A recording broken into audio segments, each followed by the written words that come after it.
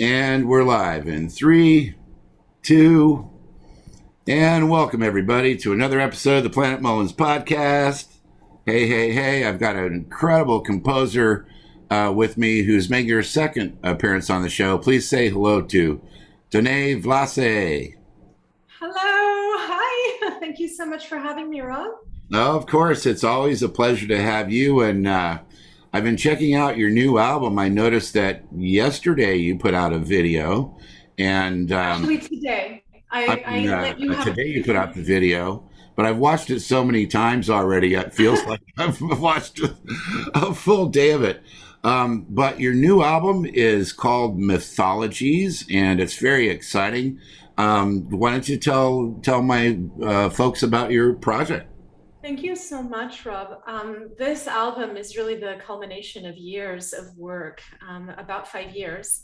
It's called Mythologies. It's a classical album with incredible vocals. The sopranos are Sangeeta Kaur and Hila Plitman. The music was inspired by ancient Greece because that's my heritage. I'm half Greek. Okay. So if you remember last year's album, Poem, was about celebrating French poetry, and that's my French half. And this album is celebrating my Greek half because my father was born on the island of Ithaca in Greece. And that was once ruled by this legendary hero from Homer's Odyssey, Mm-hmm. King Odysseus. And while this story goes back 3,000 years, it's still, the Odyssey is still the cornerstone or a cornerstone of Western culture. We look to the heroes of those myths for all the superhero films that we write today. Right, sure. Supports, all the dreams and the fantasy realms that have emerged Mm-hmm. in every culture across the world for 3,000 years. You can trace roots back to stories from ancient Greece and those very, very old mythologies. So it's an album that really addresses mythology as writ large in the idea that we kind of write our own mythologies as we explore each culture and each generation, Uh-huh. but that we're so grounded in this ancient history that seems to span the globe.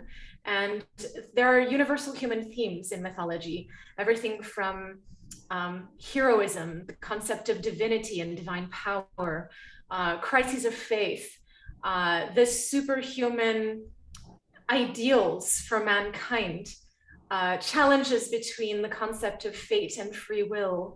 There are so many ingrained cultural concepts in the way that we write about our world, and mythology is that.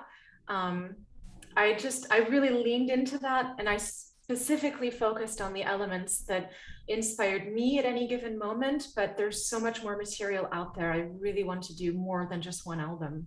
I'm so Well, inspired. I was looking at thank you for that incredible explanation. I was looking at your discography because I recently put out my 40th album, and it took me 40 years to do it. And I was reading over your discography, and you've done like ten albums in 8 years or something. And then I thought to myself, I'm like, man, I'm going to have to tell her to slow down. Don't worry, I will. I promise. And it's not a competition, Rob. I have to say, I've done six. This is my sixth solo album of my own. The other projects I was more or less heavily involved with. Hmm. So I've actually done, this is 11 albums with my name on them, but Well, still. I'm not Still, that. I mean, you're writing so prolifically, and that's what I think is just awesome because and in a lot of ways we're similar with our songwriting because we're instrumental composers with vocals. I mean, I don't write a lot of lyrical stuff, but you're really fond of this thing that the jazz guy Pat Metheny has done for years, where he just has these like Brazilian guys going, "Oh, whoa, whoa, whoa, whoa," or "ha, ha, ha, ha, ha," or whatever, or and you're creating these amazing effects with these singers. I mean, Sangeeta and Gila just sound incredible. Thank you so much for connecting with that, because it's true that when I choose not to use vocals, it's because I feel as though it helps to heighten the experience for the listener. I don't want to Interesting. distract people with a verbal message. So the specific piece that I should mention that is a vocal aria is what just came out as a music video today, and Okay. it's called Sirens. Okay. Specifically because we're telling the story of mermaids seducing and drowning sailors. It's such an ancient story. You know, the mermaids were originally described in mythology in two different ways. What's sure is they're not human, or not completely human. They're sometimes described as half fish and sometimes described as half bird. So in the case of the imagination, as I was writing this piece, I was trying to imagine what it would sound like to have vocals soaring above the sea, while understanding that these beings are probably living as much in the water as I love that. over. I love that, because when I watched the video, I could see that. I could see that they were, you know, there's the underwater scenes in there, and then you've got them just above ground and everything. And I'm thinking, you know, being a sailor would not be good. Like, you know, it's just one of those things. I've always thought that women have the advantage over men anyway, because you guys are so much smarter and more cunning than we are. But now I'm, because I've been talked out of the contents of my wallet numerous times without even realizing it. But I'm watching this thing and I'm going, oh man, I know that story, because I studied some Greek mythology when I was a kid. I was a Latin student in high school, and I was a big reader and everything. And I'm just seeing all this stuff come true. And, you know, years ago, like 40, 50 years ago, they were trying to make movies about Homer, and they were trying to show this thing about the sirens. And I remember my mom, when I was a little kid, we were watching this thing, and she said, "It's not looking good for the sailors."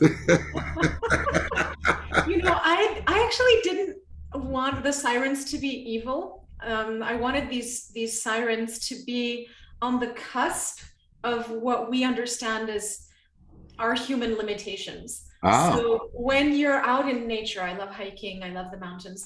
When you're out in nature, you can go out and think it's a perfect day, everything's amazing.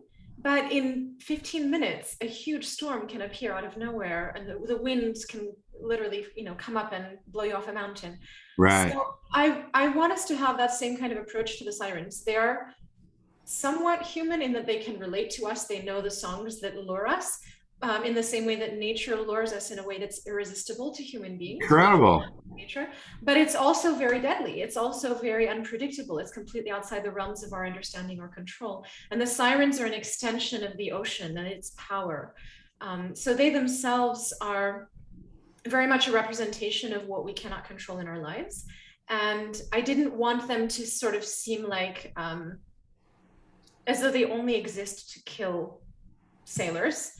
They exist to survive, to be what they are, and without judgment, without label. And it's true that in certain stories of the sirens, specifically the ones that we know were described in Homer's Odyssey, the ones that did specifically sing to kill their prey. I don't want to say prey because it's well, the fact is they were cursed. I mean, you don't have to be that nice. I think as a male in 2021, I feel cursed even without sirens. So the curse on the sirens was that if anyone heard their songs and did not die, they themselves had to commit suicide. So there's an act of self-preservation in having to drown the sailor. Well, the Greek ideas and the mythologies and everything about the culture has always been interesting to me. And the fact that you're exploring that as a young person in LA and, you know, winning all these awards and doing the Hollywood thing and this and that and being so prolific, it's kind of exciting because generationally, a lot of times people do not acknowledge their heritage. They just go right off into, okay, well, yeah, I came from Italy, and you know, my dad was Italian, my mom was German, but I'm just a video game guy, and I don't care about that. And I think that it's well, there's people like that. I know them, you know. So it's exciting for me to see you just doing this. It's really epic sounding. It's got this like, it's just so exciting. There's so much meat on the bones of this. Now, how many songs are on the project? We have 7 tracks on the album. Okay. They are, one of them is in 2 versions. The very first track is the one that became a music video. Okay. And then it reemerges at the very end of the album, like bookends. And it comes back in an extended version with additional instrumentation that was not appearing in the first track, because we wanted to explore how the storytelling could be much more powerful with percussion instruments. So on the very last track, we return to the concept of the first, but we expand on the storytelling by adding the aural effects of a rainstorm with a thunder drum, an ocean drum. We want to hear the waves. A rain Right. stick. We want to hear the rain. We had a thunder sheet for thunder to create that effect of thunder. So That's cool. we're also using glass harp for the magic mystery of the fog enveloping the ocean and the sirens beginning. It's like the sound of magic beginning to rise. Yeah, you can feel that. Our And listening to it, it just has this kind of otherworldly and beyond quality. I mean, I was just feeling a lot of nature, but yet beyond and interplanetary kind of stuff. I mean, I've always been leaned that way. My website's called Planetmullins. You know, I've always been kind of a cosmic dude, and I'm listening to this and I'm just going, wow, just it's amazing. And some of the people that you've got on here are just incredible in their own right, like Lily Hayden. Yes, Lily, oh my goodness. Before I change the subject though, on percussion, Hmm. let me add the beautiful impulses from the 2 percussionists who contributed to this album. One of them is my co-producer, and I absolutely couldn't have done any of this without him. Emilio Miller is just incredible. What a friend, what a cherished presence on this project. Nice. Everything from the album itself to the music video, he Hmm. helped me with just fine tuning. And you know, when you're exhausted and you're trying to mix till 4 o'clock in the morning, Right. and we were doing so much remotely during this pandemic, he's the one who just kept me laughing. You know, if he had to draw cartoons and hold them up to the Zoom window just to make me laugh, just a sweet, sweet man. I'm And then glad that there's someone else in the world that can make you laugh really hard, because I think I was one of the you're a good first ones. one. I I think I'm pretty good when it comes to being on camera. And then the other, you had 2 percussionists, is that right? Yeah, the other percussionist is Nadim Majalani, and he, again, a dear friend, but he was amazing because he comes from this crossover between the film world, he does music for media, Okay. along with concert works. So he was able to approach this understanding both sides of it. And I specifically wanted him because he's so accustomed to thinking like a film composer. Right. And of course, he had all these instruments in his studio. But I really want to say one of the beautiful things that he did is in terms of respecting the kind of mythical spiritual dimension that I was bringing to this album. Mhm. He contributed by allowing fate to play its part. There was a huge rainstorm over LA in February, in late February, and knowing that he was about to record the glass harp for me, he put all his glasses outside and he let the rain from the sky Wow. fall into these glasses. And that is exactly where he landed. This is how we ended with those pitches when he recorded, because we literally let the chance of rainwater define that sound for us. Wow, that's going to make a lot of young people really happy. That's going to make all the greeny people go out and buy hundreds of thousands of copies of your project. I hope it's an amazing project. Let me come back to Lily. Yeah, I let's go didn't back to want to Lily. Well, you've got, leave I that mean, behind. there's so many. You got Wooter, Kellerman is on here, and Eru Matsumoto. I mean, my God, these are like the best players in the world, really.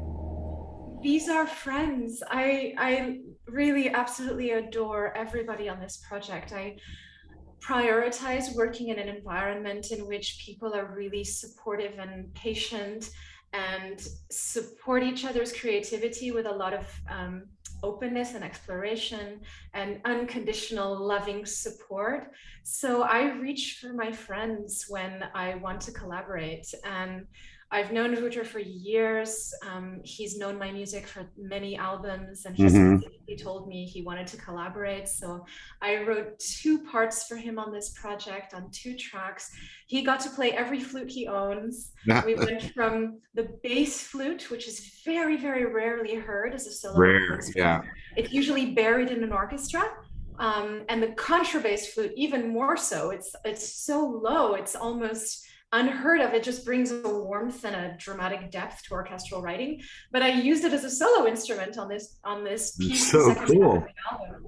Those He things represents are the those things voice. are really they're really not easy to play either. I remember in high school, I was playing a lot of different instruments, but in school band they were just trying to get anyone to play anything, and they pulled out one day a bass saxophone out of the back, and I was 6 feet high, and the bass saxophone was like 6.5 feet high, and I almost passed out trying to play that thing because you've got to move so much air that you can't really, you got to have a lot of control. So it's neat that Wouter has those, and I bet the bass flute is probably about 4 or 5 feet across or something insane.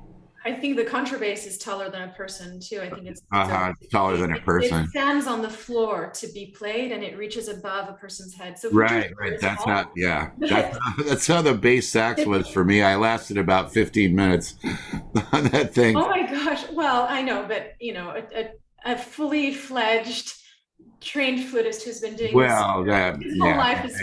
I certainly I can't know he played compare absolutely myself. beautifully. Right. He represented the voice of the god of the sea, Poseidon, with that flute, the contrabass flute and the bass flute. And then he also got to play the alto flute and the soprano flute. And there he shifted to sounding like the goddesses that he was representing for the story, the goddess Athena. Um, Right. and so I had Wouter, and that was a long-awaited collaboration. Lily, I had admired for years, and I don't think she knew who I was until I reached out as a friend and was like, "Hi, I exist. I admire you inspire me." And she's such a warm-hearted person. I really think it comes through in her playing. She's a Uh-huh. total dynamite on stage. If you've never seen her perform live, oh my gosh, she's incredible. The way she moves, the way she manages to move and still play and hold pitch is stunning to me. It's It's very stunning, unusual yeah. for a violinist to be able to pull that off. She comes from this beautiful classical background, having studied with John Waltz, who actually recorded on my last album, Small Wow. World. Amazing. And she played on the track called Nepenthe on this album. And Nepenthe is the name of a magic potion or an elixir, Hmm. which allows humans to forget their troubles. And it's a gift from the gods to allow people to escape their whatever their troubles may be, their solitude or their sense of rejection or isolation. Right. I really felt that was an important piece to do in the middle of a pandemic. Right. Sure. Well, That's yeah, I could see that. And then forgive my recall of my childhood, but now it's starting to make sense. So you give the sailors a couple of shots of this stuff. And you get them out there on the sea and they're looking across the ocean to some really hot girls. What could possibly go wrong? um, I was really and I'm a big fan of Lily's band Opium Moon, by the way, and they're incredible. But I saw something in this video that I don't see a whole lot of, which is you yourself playing the grand piano. Yeah, I actually did record a lot on this project. It was it was fairly exceptional for me. I think I kind of regretted not having played more on my last album, although Right. But yeah, you. I love Robert Thies so much. This is the pianist who played on 7 of the 9 tracks from my last album. And Wow. on this one, he played only on one, and I'm sorry that he only got to do one, but I promise for the next one he'll get to do more. So he's an extraordinary pianist. Yeah, I he mean, really just is. Yeah. world class. And so I want him to represent my music whenever possible, because very, very few miscommunications ever occur with him. He just gets it. He understands my music at a very visceral, organic level, because sometimes I'll put musical instructions, and so they could be a little bit unclear sometimes if you're not in the right frame of mind, but he understands that at my core, I'm a romantic composer. My Right. music is typically tonal, and he understands how to shift his brain into thinking about playing Chopin or Rachmaninoff. And then he just knows how to interpret my music. It's incredible. Yeah, you guys work really well together. I mean, I noticed that on Poem because you had talked about your core group of associates and things, and it's really personal. I mean, that's a thing where if you're going to trust as a composer someone to play piano for you and to bring that vision, it's really kind of it's like handing over your firstborn children, yeah, to another person in a way. And then I also, because you were on the show right when I first started it, you were one of my first guests, and I remember telling everybody about the day that we met and how we were at this thing at Hard Rock Cafe, and you were just kind of like this goddess that was gliding across the floor and stuff. And then all of a sudden, instead of someone else being on the cover of your album, it looks to me like it's you this time. Is that you? It is me this time. Yay! Yeah. Oh my gosh, the artwork was from Greg Stalenka, who's a beautiful artist. I had been wanting to collaborate with him for years. He's done album work with Sangeeta Kaur, my soul sister, one of the two sopranos who sings on this album. Sangeeta is so incredible, yeah. I want to talk about my two soul sisters, Sangeeta Okay, and Keela. go right ahead. But all the artwork for this album was commissioned. The artist had the opportunity to get the tracks even before they were mastered. He was already listening because he was working on this artwork. We posed for pictures back in March, and he worked feverishly for the next couple of months to get this artwork done. And it's incredible layering. It's a mix of photography and painting that's a combined digital. Yeah, it's wild. I mean, I hadn't really seen anything like it, but I'm looking there and I'm seeing you're kind of looking up at the sky, and but they've turned you into your own creature. Like absolutely, he gave you're me now you're now like the successor or successtress or whatever you would call it to all the Greeks that went before you. Aww. So I mean, because I see the little wings there and everything, I'm like, I don't know where she's flying off to, but I want to fly there. It's a representation of how this music is the wings of my imagination. Ooh. So yeah, but there's way more artwork. There were other panels designed for this project that are in the liner notes. They can also be viewed on my website. Let's tell people about your website. Give your website out. Of course, it's just my first and last name, no middle name on this one. Okay. So it's DANAEVLASSE.com. DanaeVlasse.com. I'm looking at your website right here, and man, the reviews on this project are amazing. Jonathan Widren said it's a mythical, magic, and ever-expanding melodic, harmonic, and rhythmic artistry. That's pretty cool. I know Jonathan for a long time. He's a great guy. And then Rebecca Cullen from Stickman says, skill and authenticity that only the most purposeful albums can even attempt to achieve. That's got to make you feel good, whatever that means. It was a purposeful project. It's, the beauty of making a full album as opposed to releasing singles is the ability to think about the whole, the storytelling, how things flow into one another. I actually do musical recall in my pieces, and it's not always apparent to a listener, but it's there. It's woven into the music, and musicians who perform it will see it. I'll have well, wait a second. I mean, that's something not most people are going to even know what that is. So please explain, what is musical recall? So it's the concept of a leitmotif, which I must also explain. The concept of a leitmotif is simply that a musical character is established to represent the person, either on screen or okay. movies. Think about a beautiful leitmotif concept. John Williams did this. What an amazing composer. Think about how he gave Darth Vader his own theme in Star Wars. That's a leitmotif.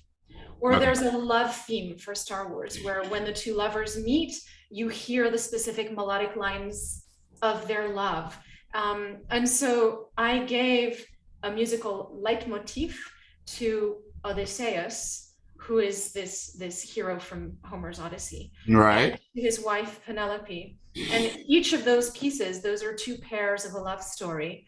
Each of those two pieces cross paths musically in the writing, so Right. that Penelope has a recall, has a theme where she's thinking about Odysseus, and when his name comes up, it's exactly the musical idea that was just played in Odysseus's theme in the previous track. And when Odysseus thinks about home and his wife Penelope, we hear the lines of her piece. So there are two separate tracks, but they're cross-linked musically. Got it. Well, that's a really good explanation, because it's more like film scoring for individual characters and personalities than a repeat sign. Because a lot of people, if they're not as advanced in these amazing ideas as you obviously are, recall would just be, okay, we're going to go back to letter A and play that again and take the second inning. But it's, to me, after listening to your music, I mean, I've been a fan now for a couple of years. I've listened to quite a bit of it. I think you're really going to hit strongly with younger audiences this time. And the reason I think that is because I consume a lot of musical content, and I have friends who are video game people and film composers, and it just seems like this one, you've tapped into that thing where TikTokers and Instagrammers and stuff like that are going to listen to it, and they're just going to go, wow, this is really cool. Because you've just gone to another part of the musical galaxy, and I think it's really going to touch the younger people, maybe in a stronger way than the last one. I mean, for me, I instantly was like, oh, if I was 14, I would be getting this album, Well, I think it plays into the superhero obsession that we have currently in our culture. That wasn't a conscious choice for me at all, but it's just, I think mythology in general taps into Right. superhero concepts. But the music video, we found professional mermaids. And so the video itself has these extraordinary, I mean, all the way through, there's footage. Wait a minute. No, hold on a second. Now, okay. Yeah, there is such a thing as hold on. Okay, so I had this friend way back in, just a quick story, way back in the 90s, and we were both tech leaders on a thing that's gone out of business called AOL. And we were both technical guys, and we talked, and he was one of these guys that was real nerdy and kind of lonely. And he said to me one day, I can't get a date or do anything. I'm going to use the internet. I'm going to be the first guy to put up a website saying I need a wife. And I said, you're going to go on the internet and try and get a wife? And what's the website going to be called? He says, ineedawife.com. What else would it be called? So, and he was successful. He met his wife through that website. So I'm looking at your situation going, I doubt that there's a mermaid section on Craigslist. I don't see the rent a mermaid thing at the Mirror. Do you just go down to a lifeguard stand with those cool wings in your thing and go, I'm Danae, ooh, I have sirens and I need some mermaid or two? We used the internet to find these mermaids. You found them on the internet. Of course you did. Where do you find them? Well, is it a secret? You go on Facebook till you see footage that you like, and then you track down the name of the person who made it, and she might be in Germany or in China, or unbelievable. And you use social media, you find their Instagram handles, and you reach out and you say, hi, I'm making a video, I need mermaid footage, can we license from you? Incredible. And we were just really fortunate to have these. That's incredible. Kit Wakely, who's got an album out that's really great, Symphony for Sinners and Saints. I interviewed him on the show probably about a month or so ago, and And he's a big fan of yours too, by the way. I already saw him. We have so much respect. I was Yeah, on the phone with him yesterday. yeah, he really loves you, and you guys are, you know, hobnobbing at these shows and stuff. But I was asking him things about how did he get these like, big name people to be on there, and how did he this and how did he that? And Joe Satriani is this amazing rock guitar player that's a 40-year legend in the business. He's one of the top best-selling rock guitar players of all time. He said, "Kid, how did you get Joe Satriani to like even, you know, talk to you or whatever?" And he said, "Oh, I sent him an email." That was the whole thing. That was it. You know, sometimes it is that simple. Yeah, and he's getting ready to play Carnegie Hall next week. I know, how exciting. I know. With his giant thing. And that was another question I asked him, as I said, how in the heck did you line it up that you're playing at Carnegie Hall? And he said, I sent him an email.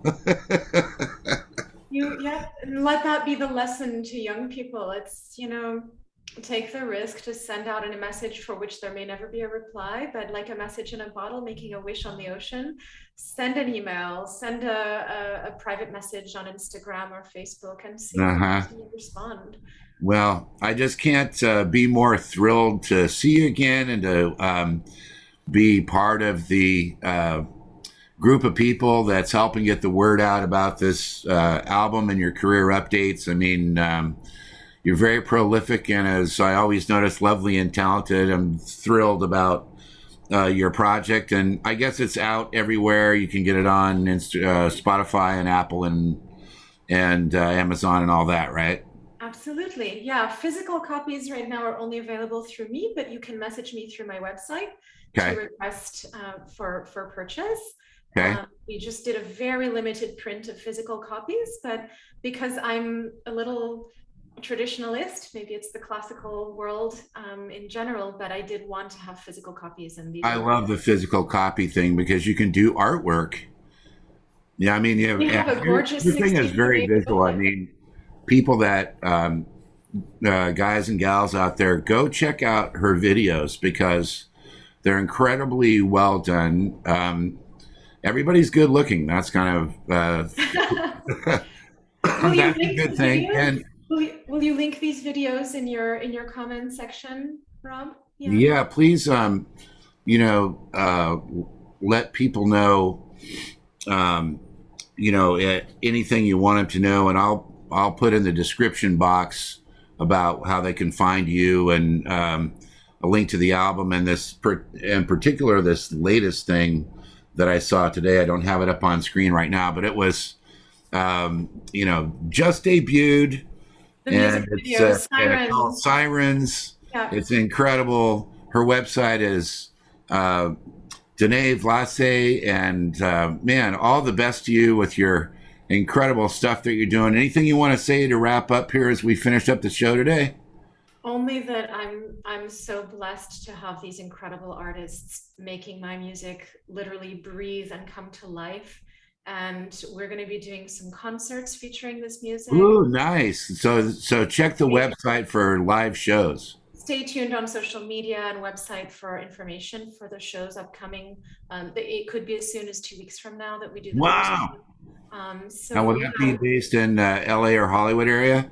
We're looking at a venue in LA for the 21st of October. Oh, great. All right. Well, once again, it's always a pleasure, and glad you're smiling, and congratulations on all your success. Thank you so much, Rob. All right. So that's going to wrap it up for this episode of the Planetmullins Podcast. My guest today, Danae Vlasse. Have a good afternoon or good evening or whatever time it is in your world, your galaxy. Bye-bye for now, everybody.